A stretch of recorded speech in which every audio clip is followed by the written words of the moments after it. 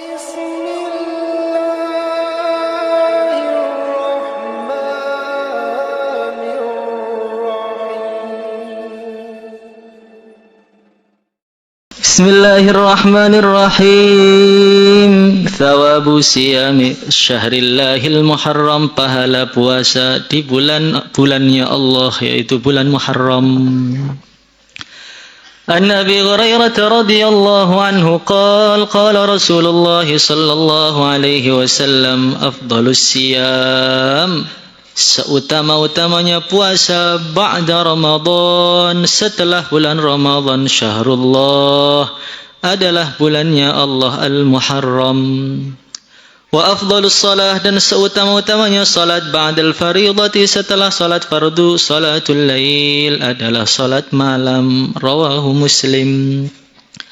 Wa an Jundub bin Sufyan radhiyallahu anhu qala kana Rasulullah sallallahu alaihi wasallam yaqul, inna afdhalas salah, sesungguhnya salat yang paling utama ba'dal fardhati, setelah salat fardu, as-salatu fi jawfil lail, adalah salat di tengah malam.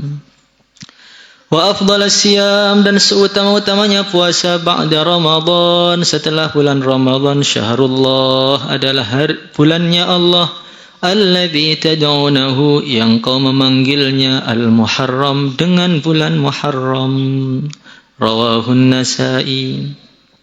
Wa kharraja At-Tabarani bi isnadin la ba'sa bihi an Ibnu Abbas radhiyallahu anhuma qala Rasulullah sallallahu alaihi wasallam, man shoma, barang siapa yang puasa yaum Arafah, pada hari Arafah, kana lahu kafarata sanatain, maka bagi dia kafarata sanatain, kafarah dosa 2 tahun, tahun sebelumnya dan tahun setelahnya.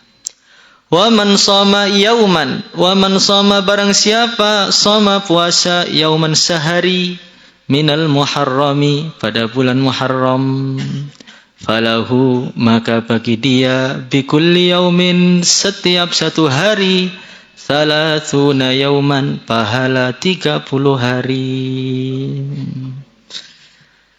Jadi hari ini loh, hari tanggal 1 bulan Muharram. Bulan yang paling istimewa secara mutlak itu adalah bulan Ramadan, yang telah kita lewati dengan tahajud dan tangisan dan main HP ketika perpulangan. Setelah bulan Muharram ada 4 bulan yang paling istimewa. 3 berurutan, yang 1 tidak. Yang 1 bulan Rajab, yang berurutan Dzulqa'dah, Dzulhijjah, tinggal sisa 1, yaitu bulan Muharram. Maka Sayyidina Umar radhiyallahu ta'ala anhu, ketika beliau membuat tahun Islam dihitung dari hijrah, maka beliau mengumpulkan para sahabat-sahabat. Beliau mengatakan, awal tahun itu diawali dengan bulan Muharram. Kenapa seperti itu? Allah menjadikan awal tahun itu bulan Muharram. Kenapa seperti itu? Karena bulan Muharram itu datang setelah bulan Dzulhijjah, di mana bulan Dzulhijjah itu orang-orang baru pulang dari haji. Allah ampuni dosa-dosanya, dan orang yang hadir Arafah diampuni dosanya, yang puasa Arafah diampuni dosa 2 tahun sebelumnya dan tahun setelahnya. Sehingga orang yang melewati bulan Dzulhijjah, yaitu kita semua yang duduk di sini, sudah lewat dalam badan hidup ini kan, maka maknanya dosa-dosanya itu sudah bersih, hingga lembaran-lembaran keburukan dan dosa itu sudah terhapus. Sisa kebaikannya, dosanya sudah bersih, seperti bayi yang baru dilahirkan. Maka yang duduk di sini dah waliullah semua tanpa dosa ini. Maka kata beliau, diawali awal tahun baru itu lembarannya dimulai dari bulan Muharram. Kenapa? Karena seperti bayi yang baru lahir, ini kan nggak punya dosa. Setelah Dzulhijjah lewat, Makanya tahun Muharram itu seperti bayi yang baru dapat akte dari kelurahan, baru ditulis lagi namanya, lembaran baru, memulai tahun baru dengan tanpa dosa dan penuh dengan pahala. Maka maknanya bagaimana? Maknanya lembaran baru yang sekarang ini kita buka ini, yang paling bagus diawali dengan puasa. Maka mengawali lembaran baru itu dengan mendekat kepada Allah dengan puasa. Setiap harinya dihitung pahala 30 loh. Kalau 30 hari berapa? 900 hari. Siapa yang kuat puasa 900 hari? Maka bulan Muharram itu betul-betul lembaran baru yang asli, beda dengan Januari, beda. Ini memang betul-betul oleh Allah dijadikan Muharram lembaran baru itu, memang orang-orang sedang bersih dari dosa. Makanya kemarin tadi malam pada minum apa? Susu putih. Supaya apa? Supaya sepanjang tahunnya menjadi terang benderang tanpa noda. Maka sebagian ulama mengatakan jangan susu putih doang. Tidak terlambat ya?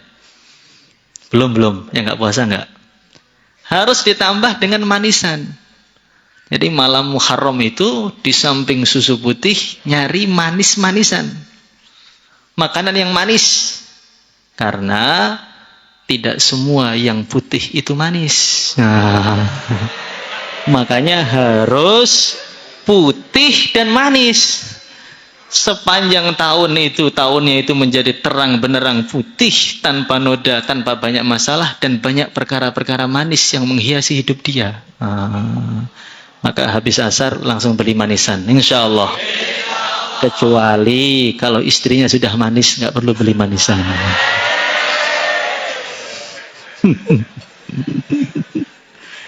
Kemudian ada lagi, maka sebagian ulama jangan minum susu putih doang, bajunya juga putih. Ada yang pakai baju bukan baju putih, tapi bajunya hijau. Bajunya apa? Hijau ini loh. Baju saya ini hijau kan? Kenapa? Karena sebagian ulama hijau itu adalah warna yang menyenangkan. Maka Indonesia itu baldatun thayyibatun wa rabbun ghafur. Negara yang lihatnya aja begitu enak karena hijau-hijauan begitu banyak, sampai dijadikan nasi pecel itu hijau-hijauan semua kan. Maka Indonesia itu betul-betul negara yang hijaunya itu banyak. Maka hijau itu menyenangkan. Warna surga, warna yang begitu menyenangkan. Kalau orang itu putih saja belum cukup, perlu ada manisnya. Walaupun putih manis belum cukup, karena walaupun putih dan manis kadang-kadang nggak menyenangkan. Ini putih, manis dan menyenangkan. Insya Allah. Nanti tahunnya nggak banyak masalah, datang kejutan-kejutan yang manis, dan yang manis-manis itu menyenangkan. Karena habis manis banyak yang sepah dibuang. Maka nggak cukup manis yang menyenangkan, habis manis tapi makin menarik dan menawan. Insya Allah. Bener ini. Maka dari malam saya sudah pakai baju putih, sekarang tinggal hijaunya biar menyenangkan. Kalau hitam, waduh, gimana nih baju hitam ini? Nanti gelap gulita kalau bajunya hitam sebelum Muharram ini. Kalau bajunya merah, menyala terus. Nanti kalau pakai baju merah ketika 1 Muharram, nanti jadi menyala abangku.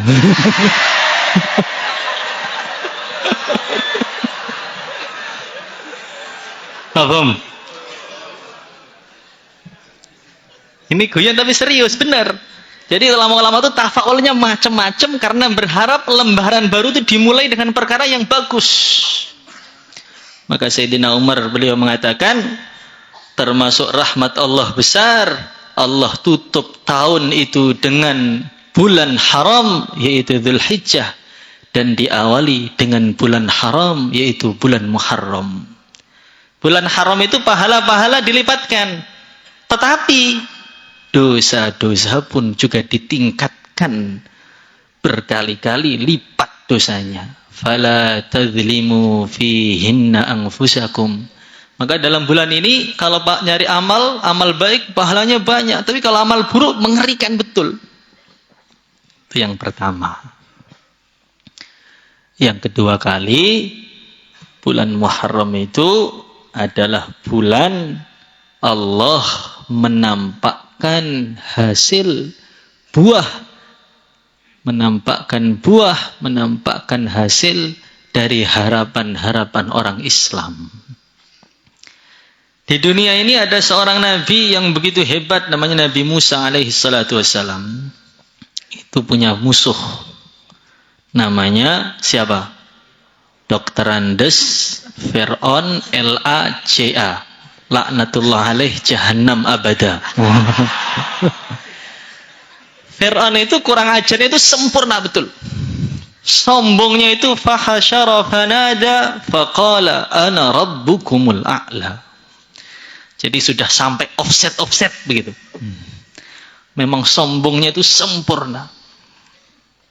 Maka Fir'aun itu sudah sombong, kemudian enggak tobat-tobat. Datang itu ujian, Allah datangkan air banjir, rusak semuanya, enggak tobat. Datang belalang, katanya mau tobat, enggak jadi juga. Datang kutu, enggak jadi. Datang darah, enggak jadi.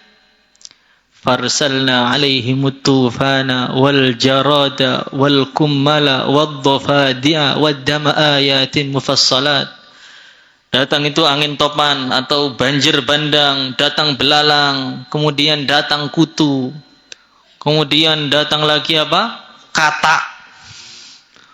Kemudian datang lagi darah, minumannya berubah jadi darah. Terlalu jelas, ayatin mufassalat, ayat Allah yang terlalu jelas.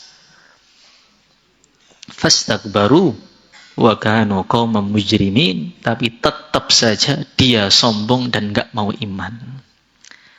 Maka oleh Nabi Musa, saking sudah dongkolnya melihat Fir'aun laknatullah alaih ini, maka oleh beliau itu diistighosai, didoakan.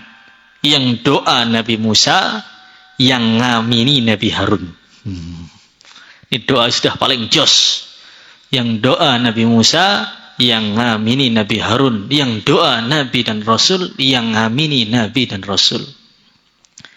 Wa qala Musa rabbana innaka ataita fir'auna wa mala'ahu zinatan wa amwalan fil hayatid dunya.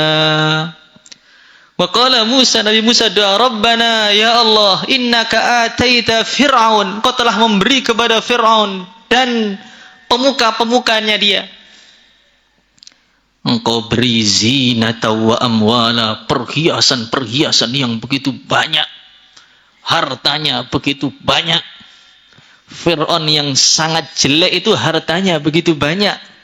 Ustadz-ustadz yang mulai pagi sampai malam ngajar, siang ngajar, belum kekunci lagi gerbangnya. Masya Allah. Itu pun Masya Allah kadang-kadang motornya melas. Rabbana liyudillu an sabilik. Ya Allah, Engkau beri harta Fir'aun itu supaya Fir'aun semakin sesat dan menyesatkan orang. Habis itu Nabi Musa doa apa? Rabbanat mis'ala amwalihim. Hartanya ya Allah, luluh lantakkan, hancurkan hartanya. Washdud ala qulubihim, keraskan hatinya sehingga menjadi hati batu. Fala yu'minu hatta yarawul adzabal alim, sehingga Fir'aun tidak akan iman sehingga dia melihat azab yang pedih. Nabi Musa dongkolnya sudah sempurna ini, sudah nggak doa hidayah lagi, sudah. Ya Allah, sesatkan Fir'aun, hancurkan hartanya, keraskan hatinya, sehingga dia tidak mau iman sampai dia melihat sendiri azab yang pedih. Sudah ini istighosah sempurna ini. Sehingga Allah berfirman, qala qad ujibat da'watukuma.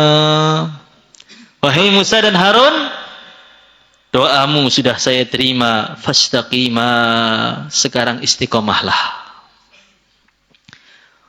Setelah didoakan, diterima istiqomah. Ditunggu setahun, Fir'aun gak hancur, makin kuat.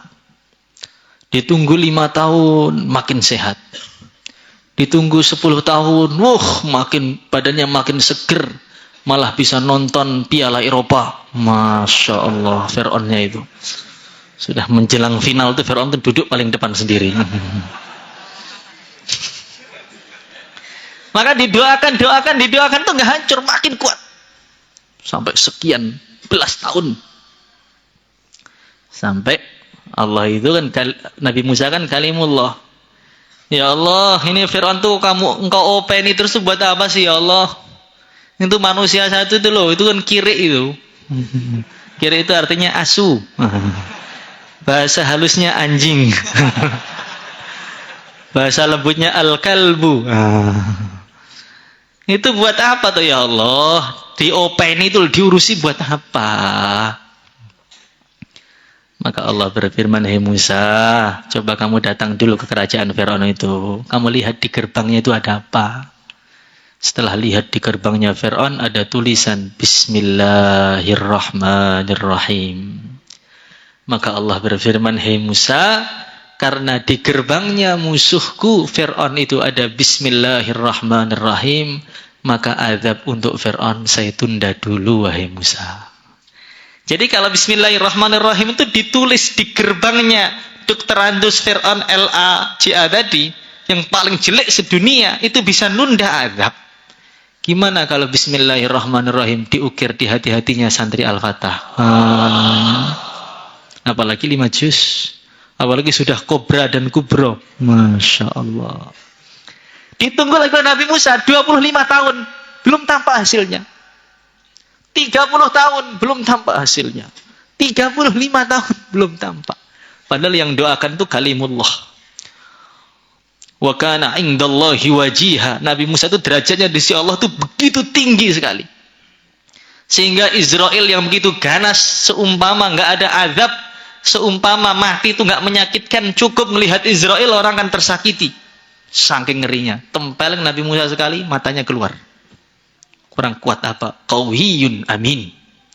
Laki sejati, pria punya selera.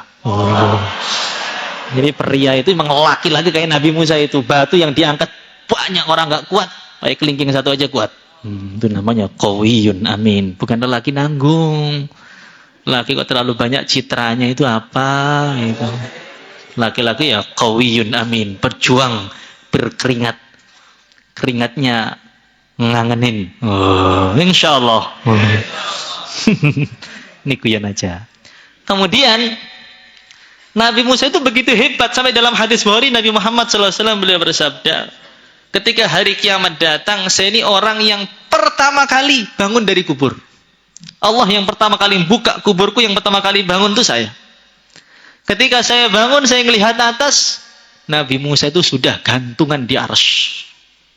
Saya nggak tahu Musa itu bangunnya lebih awal daripada saya, atau memang ketika malaikat Israfil niup dunia itu, ditiup trompet beliau itu, idza samaa'u fatarat wa idzal kawakibu intatharat wa idzal biharu fujirat wa idzal quburu bu'thirat. Ketika langit Allah pecahkan, ketika bintang-bintang Allah runtuhkan, ketika laut Allah luapkan, ketika kuburan-kuburan dibalik oleh Allah, semua meninggal dunia semua. Di trompet itu kayak apa trompet? Kalau trompet kita tahun baru, tempatnya orang-orang yang tahun baru itu udah bikin telinga nggak kuat. Kalau trompetnya Israfil itu kayak apa?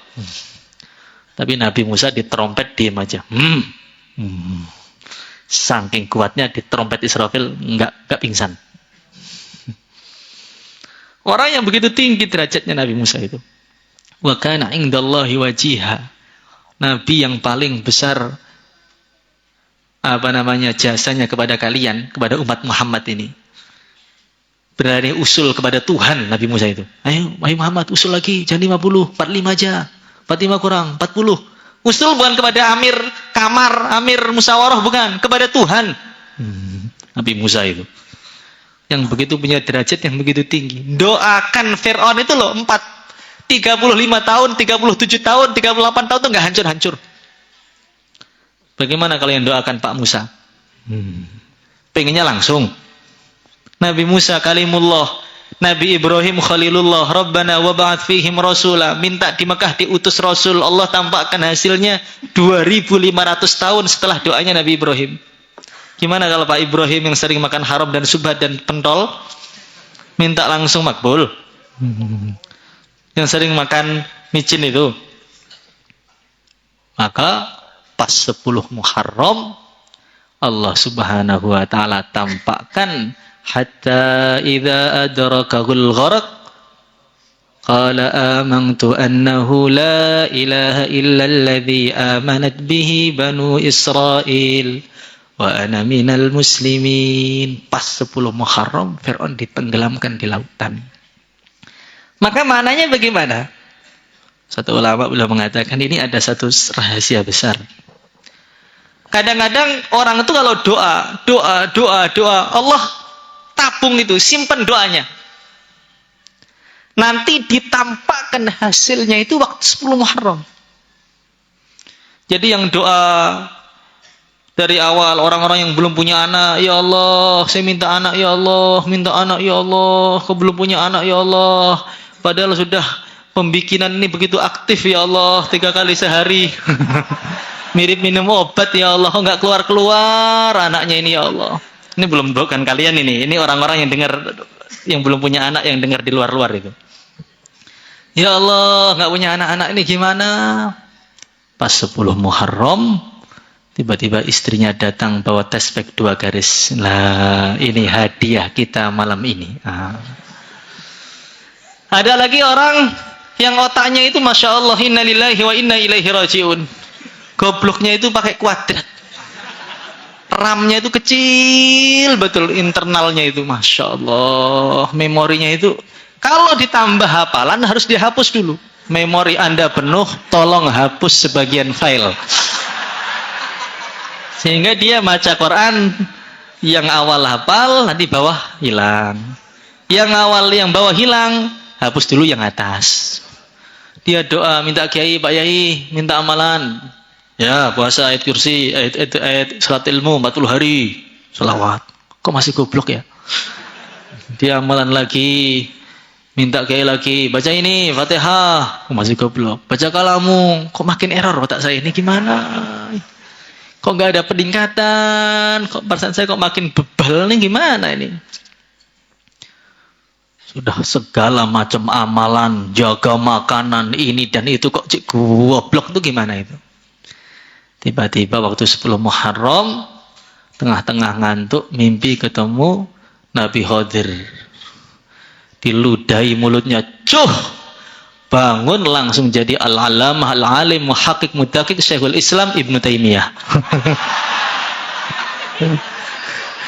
Maka kadang-kadang itu doa-doa yang kita simpan lama belum tampak itu nanti Allah akan tampakkan buahnya itu di 10 Muharram. Nabi Musa itu udah dongkol betul lihat Firaun itu. Lihat Firaun itu sudah enggak betah. Farsalna alaihim tufan wal jarad wal kumal wad dhafadi. Enggak hancur, enggak tobat-tobat. Sudah didoakan, sudah qala qad ujibat da'watukuma, ya enggak hancur-hancur. Allah gembirakan, nampakkan buah dari doanya Nabi Musa itu setelah 40 tahun, kata Imam Samarqandi dalam tafsirnya, itu ditampakkan pas 10 Muharram. Maka 10 Muharram itu hari yang paling diharapkan untuk Allah menampakkan hasil doa-doa kita. Ada orang yang nggak laku-laku, mau nikah batal, mau nikah nggak jadi, ngelamar sana ditolak, ngamar yang cantik diusir. Sudah cocok, sudah mau nikahan, kurang seminggu ditikung di tikungan terakhir. Kan banyak itu. Yes, putus asa dia sudah. Apa saya itu setidak laku itu toh? Ke sana ditolak, di sini ditolak, ini enggak masuk, ini enggak masuk. Akhirnya dia doa, ya Allah, Rabbi inni lima anzalta ilayya min khairin faqir. Rabbi inni lima anzalta ilayya min khairin faqir. Sudah dibaca doanya Nabi Musa itu. Bertahun-tahun dibaca, enggak tampak-tampak hasilnya. Sampai dia sudah hampir putus asa. Apa saya ikut Imam Nawawi aja kayaknya ini. Kayaknya gak cocok untuk nikah kayaknya saya. Sudah doa. Malam 10 Muharram sedang baca Quran, ditepuk sama kiainya, ya. kamu nikah sama anak saya aja. Ini kan mimpi. Cerita kan? Ini kan cerita. Namanya cerita. Apa salahnya kita untuk bercerita? Maka maknanya bagaimana? Harapan-harapan itu banyak yang Allah tampakkan di 10 Muharram ini. Jadi apa doa-doa kita yang sudah mulai kecil kita doakan. Orang yang sudah digantungkan lama oleh mertuanya nggak diterima-terima. Padahal dia doanya sudah ekstrim sekali. Ya Allah, jadikanlah dia jodoh saya ya Allah. Kalau memang dia jodohnya orang lain ya Allah, jadikan saya orang lain itu ya Allah. Itu namanya doa maksa.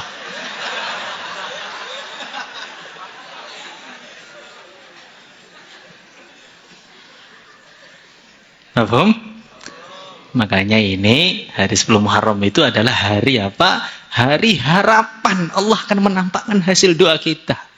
Makanya harus husnudzon kepada Allah. Ana inda dhanni abdi bi. Saya itu menurut persangkaan hambaku kepadaku. Makanya doa-doa belum tambah hasilnya, doa-doa belum tambah hasilnya. Oh, ini Allah akan simpan pas Muharram tahun 2024 tampakkan semua hasilnya. Insyaallah.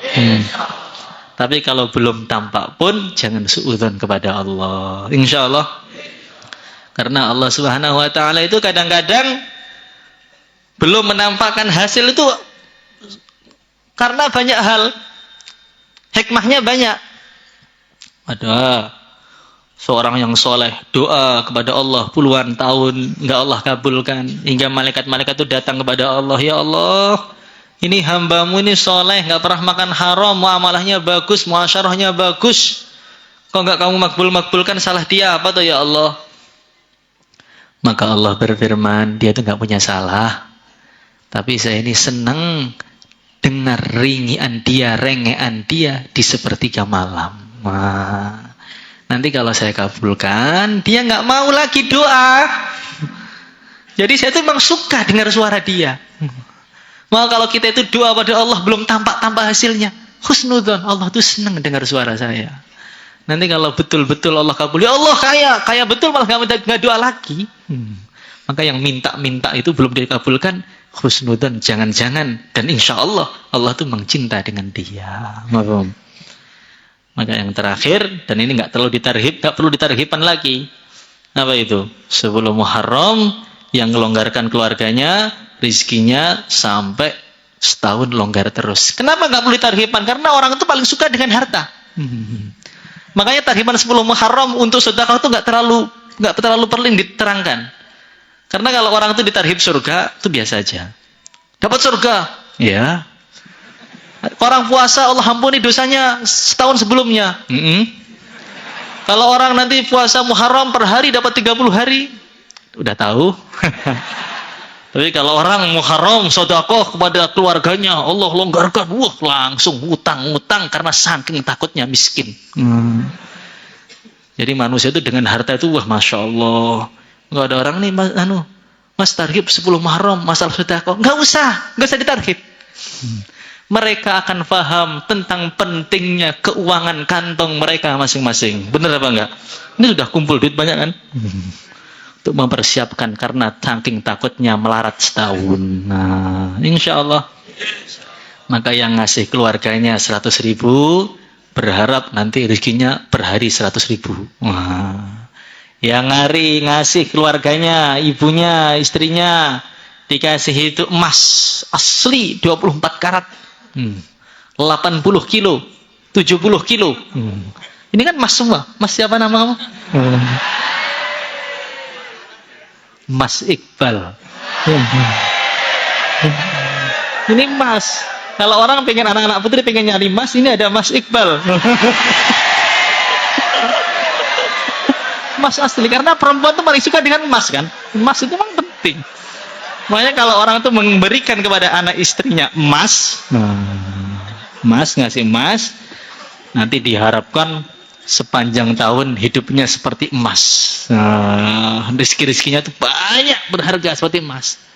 Tapi kalau ngasih istrinya itu emas kuningan, yang harganya 23.000, ibunya dikasih emas yang harganya 15.000, yang 3 hari terus pudar, Nanti longgar rezekinya 3 hari, habis itu pudar rezekinya. Makanya kita sedekah yang banyak dan puasa, insya Allah. Dan puasa 30 hari pahala setiap hari dari bulan Muharram. Man asyraqat bidayatuhu asyraqat nihayatuhu. Kalau awal tahun kita maksimalkan dari malam tahajud, sekarang puasa, harapannya sepanjang tahun mudah untuk puasa, sepanjang tahun mudah untuk tahajud. Kalau hari ini baca Quran banyak, nanti harapannya sepanjang tahun mudah untuk baca Quran, insyaallah. Maulaya salli wa sallim daiman abada.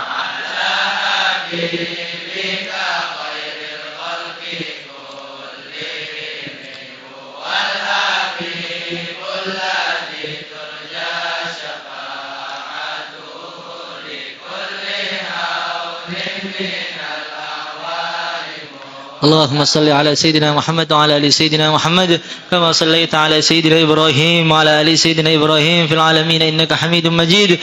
اللهم زدنا زدنا زدنا زدنا زدنا ولا تنقصنا. اكرمنا اكرمنا اكرمنا اكرمنا ولا تهنا. استرنا استرنا استرنا ولا تفضحنا يا الله. زدنا علما زدنا فهما زدنا نورا زدنا مالا زدنا ألفا زدنا بركة زدنا تشريفا تشريفا تشريفا وتكريما ومهابة وبرا. رب اشرح لنا صدرنا ويسر لنا أمرنا واحلل عقدة من لساننا يفقه قولنا. ربنا لا تزغ قلوبنا بعد إذ هديتنا وهب لنا من لدنك رحمة إنك أنت الوهاب. ربنا هب لنا من أزواجنا وذرياتنا قرة أعين واجعلنا للمتقين إماما. اجعلنا للمتقين إماما. اجعلنا للمتقين إماما. نسألك العافية دوام العافية تمام العافية الشكر على العافية. نسألك العفو والعافية في الدنيا والآخرة. صلى الله وسلم على سيدنا مولانا محمد وعلى آله وصحبه أجمعين. الحمد لله رب العالمين. الفاتحة.